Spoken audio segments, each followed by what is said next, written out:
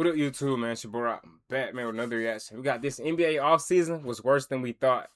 Let's get to it, man. We knew this offseason would be crazy, but some of the stuff coming out now is unhinged. For example, probably the biggest move was Giannis. I mean, LeBron is great, but he's also 42. But guess what? The Heat are secretly not confident about their roster at all. We know this because they gave up a ton to get Giannis, then lost elite shooter Norm Powell. But now they're panicking because after losing out on LeBron James, it's all unraveling. From Miami media guy Dan Le Batard, I'm just now beginning to get the texts. The Heat are curious how it is the Sixers did this. The texts I'm getting are time for Pablo to see if he can find out, because the $3.9 million is about half of what the Heat were offering. So the stuff around Fanatics, ex-minority owner Michael Rubin is suspicious. Really? They're suggesting a Kawhi aspiration scandal from LeBron because of $7 million bucks. So Michael Rubin is the owner of Fanatics, and because LeBron did his festival the other day, the Heat are suggesting he had to have paid LeBron under the table. What? Because Miami could offer 15, but he took 8? This is billionaire LeBron we're talking about.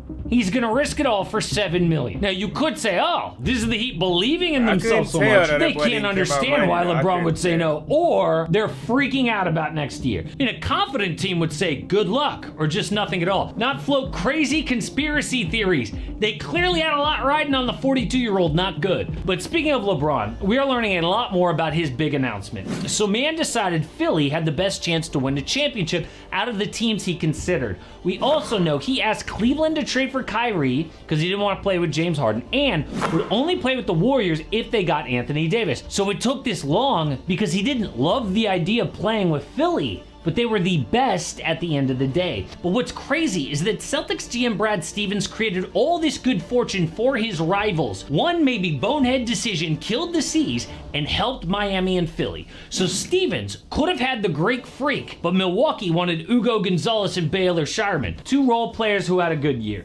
But because he refused, Giannis went to Miami. The Sixers got Jaylen Brown, which directly led to LeBron. All Boston left with is old Paul George and picks. But in another universe, they have Giannis and LeBron goes to Golden State. That butterfly effect is insane, and that one decision could potentially ruin Brad Stevens' reputation.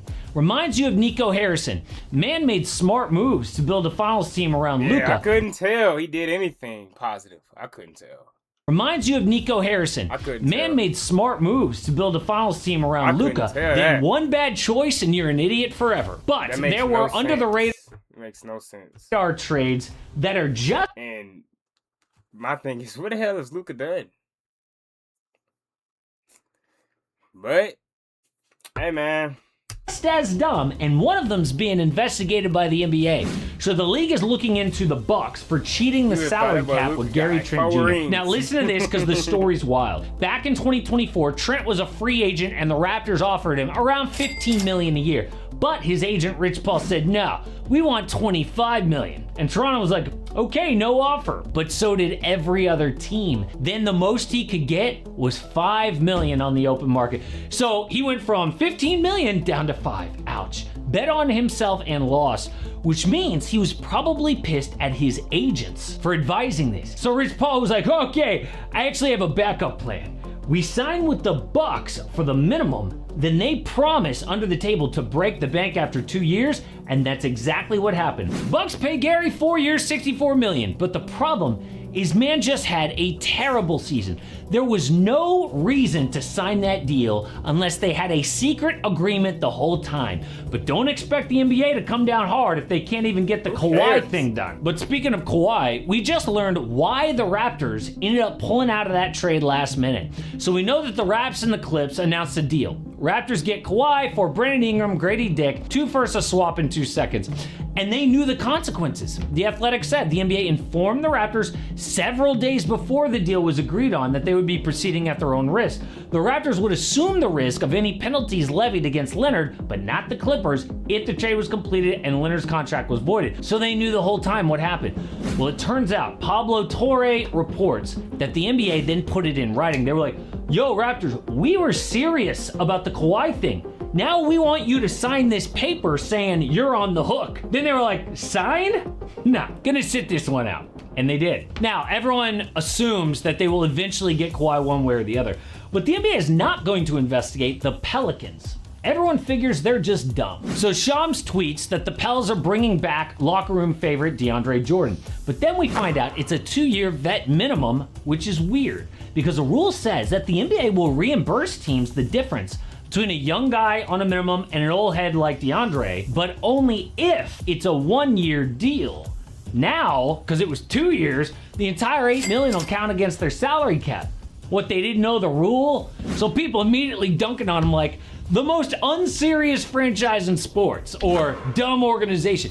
But then the Pelicans told Mark Stein, no, we knew the rule. But sources say the Pelicans were convinced that Jordan had interest elsewhere, that he was prepared to accept, and didn't want to lose the 37-year-old's locker room influence. Yeah, after being like one of the worst teams in the league, couldn't lose him. So they outbid teams. Oh, yeah, they're a bidding war for 3-point per game DeAndre Jordan, sure. Or this is just the same team that sent their own top 10 pick in a loaded draft for her.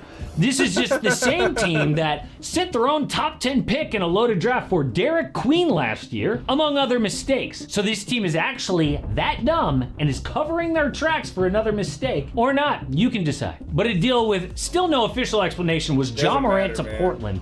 You're telling me that the Blazers make the playoffs for the first time in years, have an all-star Denny Avdia, and they're gonna risk that for Ja Morant? Yeah, they plan on starting the worst defensive backcourt ever with Ja and Damian Lillard off an Achilles tear. And Damn, Denny, that's worse than Luka and Austin Reeves? Backcourt ever with Ja and Damian Lillard off an Achilles tear. And Denny, best with the ball in his hands, but Ja needs the ball too. Not to mention stunting Scoot Henderson's growth. Why would they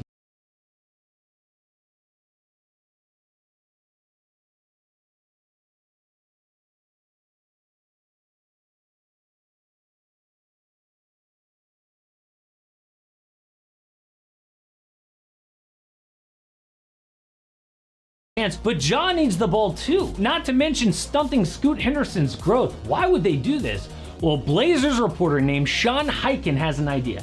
He says the Ja trade is actually right in line with new owner Tom Dundon's philosophy on taking on distressed assets. That's true.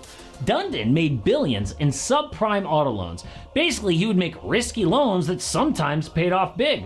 So, in this case, all they had to give up for Ja was matching salary, not even first round pick. So, if it doesn't work out, they could just trade him as an expiring contract next year, no big deal. If it does work out, genius. But we can't talk this offseason without mentioning LaMelo Ball. Now this one did make sense. The Timberwolves were just eliminated in the second round because the Spurs doubled Anthony Edwards constantly, unafraid of the playmaking around him. So Minnesota responds by going all in for LaMelo at point guard. I mean, they did trade everything to get this guy. First, they had to salary dump Julius Randle to the Brooklyn Nets to get under the second apron.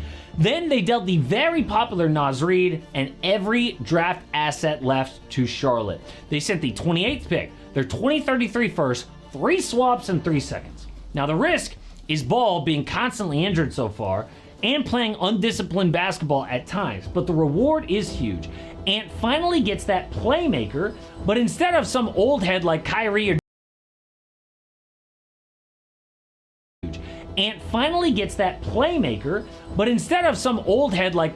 Damian Lillard, it's LaMelo, who is 24 years old on Ant's timeline. In fact, beat Ant for Rookie of the Year in 2021. So a wild offseason, but a sad one for the Golden State Warriors. After losing out on LeBron, it looks like the front office has betrayed Steph Curry